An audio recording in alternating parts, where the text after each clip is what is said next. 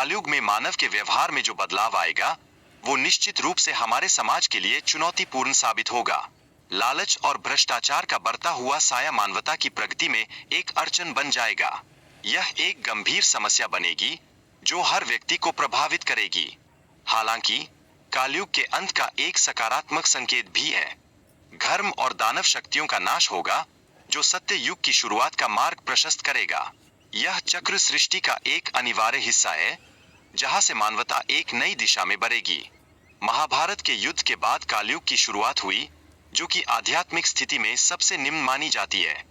यह युग मानवता के लिए कई कठिनाइयों का सामना करने का समय है, लेकिन याद रखें, हर अंधियारे के बाद एक नई सुबह अवश्य आती है। आखिरकार कलयुग के अंत के समय मानवता के विकृत रूप की चर्चा की गई है, जो हमारे लिए एक चेतावनी है। ऐसा प्रतीत होगा जैसे मनुष्य इंसान कम और प्रेत अधिक हो गए हों। यह समय हमें हमारी असल पहचान के बारे में सोचने पर मजबूर कर देगा। भगवान श्री कृष्ण के अनुसार कलयुग का अंत निकट है। उस समय मानव जीवन केवल 20 वर्ष का होगा, जो हमें बताता है कि जीवन के महत्व को समझना कितना जरूरी है। हमें अपनी सोच और कार्यों को सही दिशा में मोड़ने की आवश्यकता है।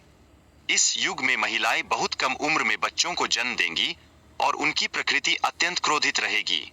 देखभाल की कमी और जिम्मेदारियों का अभाव चिंता का विषय है, जिससे सभी को सचेत रहना होगा।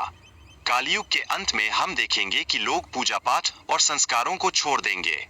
यह एक नया बदलाव लाएगा, जिससे समाज में धार्मिकता की कमी आएगी।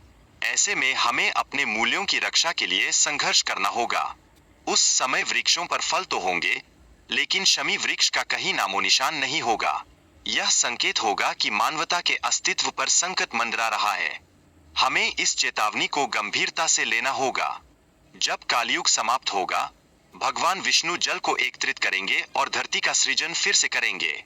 यह प्रक्रिया अग्नि और जल के द्वारा होगी, जो बताती है कि हर समाप्ति एक नई शुरुआत का संकेत है और हमें इस नए युग का स्वागत करना चाहिए।